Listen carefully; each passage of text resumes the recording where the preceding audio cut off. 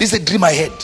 And I knew if I complete this dream to a level where they put all the soil and cover this, I'm dead.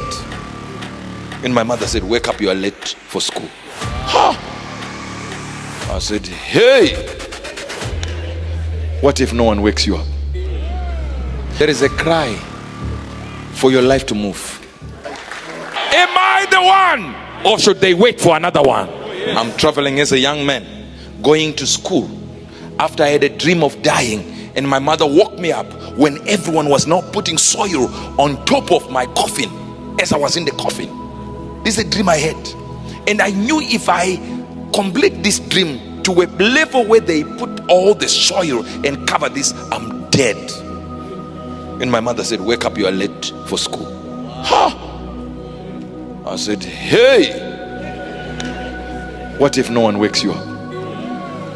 Do you know the difference between sleep and death? There's a thin line. You don't know you are sleeping. You also don't know you are dead. What if you don't wake up? And I'm going to school like this, and a voice spoke from a custard apple, an African custard. That's what we have on our logo. I am the one that God spoke to. Grade 1, God says, I've sent you as a prophet to the nation. There are words in that I will never tell you, but just imagine that a boy of my age is called by God through a tree. It wasn't burning, there was no fire. I wish I had that testimony where fire engulfed this and the leaves were not burning like Moses. But mine was extraordinary, to a point that at that young age I did not have a sense to doubt. And God said, I'm sending you to nations. I had not gone to any nation.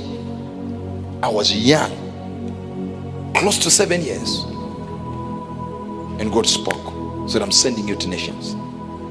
Now all over the world I feel stadiums. Whatever place I go to, I feel stadium. Different colors and nationalities. Different nationalities. Are you're hearing this? What is this?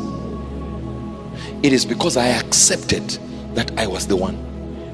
And I do not care, listen to me, for what God has told me in the prophetic. I lead a dispensation. Anyone, listen, anyone can come up and be angry that angel says he leads a dispensation. I will never lie on what God has told me. What God has told me is I'm a leader to this dispensation in the prophetic. There are others that are apostolic leaders. There are others maybe that are prophetic teachers. That's another story. This has nothing to do with how many years you've been prophesying. It's the grace to lead a dispensation. It is not how sharp you are. It's the grace to be a leader. Brother Branham was a leader in the prophetic, not because he was sharper than prophets. That's why people are trying to compare the prophecies of Brother Branham and their prophecies. Oh wow, this one mentioned 70 names. Brother Branham only mentioned 2 things or 3 things. That's not what made him sharp. Let me show you. You see, at the top there is a face, there is a head and a nose. Okay, bring the other one so that they can see it. That is the face of Brother Branham. When God created Mount Catalina, he put the face of a prophet who was going to come 1,000 years later. Now you see, you are even having a problem now. You think you are the same? Men of God are not created equal. I said men of God are not created equal. Women of God are not created equal. You think we are the same. That's the problem with you. You think we are the same. I was standing there with Brother Dave and Pastor Nyasham when the Honorable Member of Parliament came there, and he parked outside there. And when he parked the first time, he said, look, I'm sick everywhere and I just need something. Please, prophet, do something for me. I said, no, I'm going to send Pastor Felix with something. You go to the prayer altar I pray on in the Good News City. Nobody prays with me there. I said, you go there. take him to that location. But I gave Pastor Felix some things to do. He said, take this guy, let him go there. You go together and you tell me when you finish. He said, okay, we finished. Never gave me a report. Never, nobody came to me because he didn't even call Pastor Felix. Then he just drove straight, parked out there, and we saw him. I said to the protocol, let him come. Hey, is that not true? He was there. And he came there. He said, sir, I want to tell you what happened after I went to that location. He said I was sitting, right? He said I was sitting, and I saw a man, and I saw a man come in with white clothes, with two trays, one tray to the left, one tray to the right. He said there were two people, two helpers, two helpers with wearing white. He said I was sitting down, not dreaming. So then the man came and gave me, and just grabbed my tummy like this and opened my tummy up.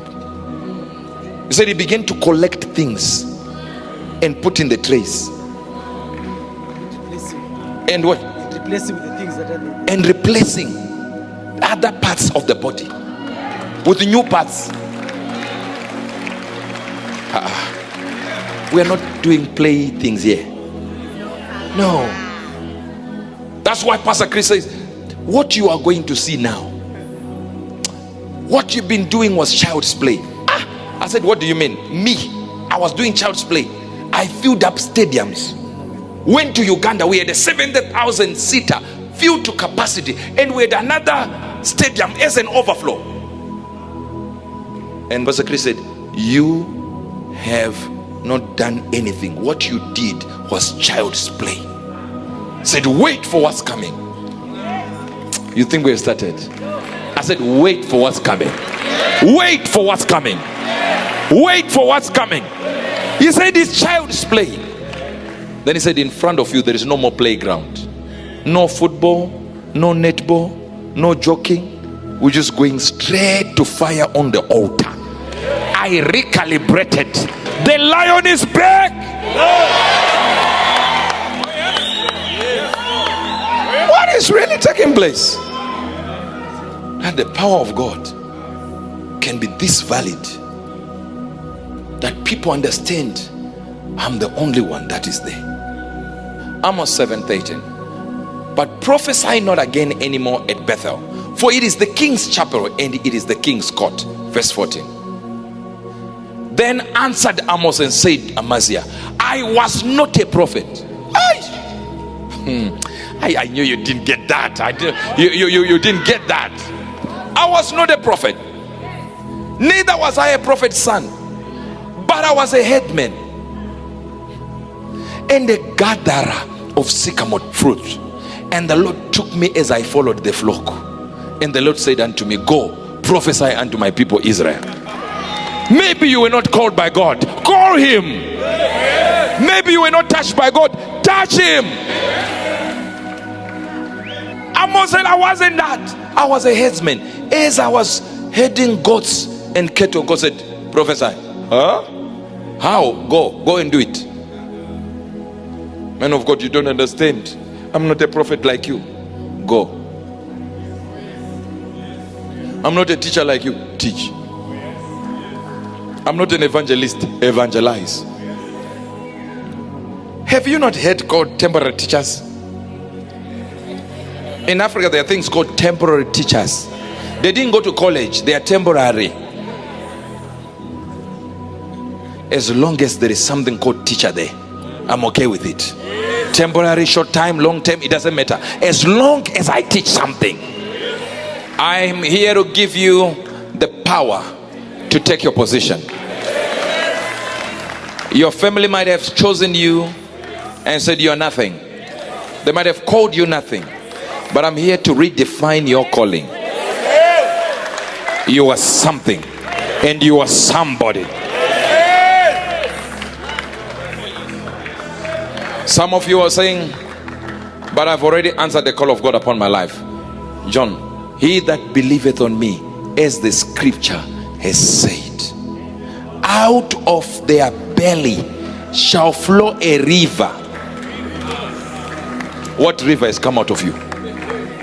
What river is failing to come out? Because these are rivers, and all we have seen is a river. And some of you, we have seen a stream. It says rivers of living water. I'm a crossover leader. You will not just find me pushing the pulpit. No, I'm in politics, I'm in business. Out of his belly shall flow rivers, not one stream. Rivers, turbulent rivers of living water.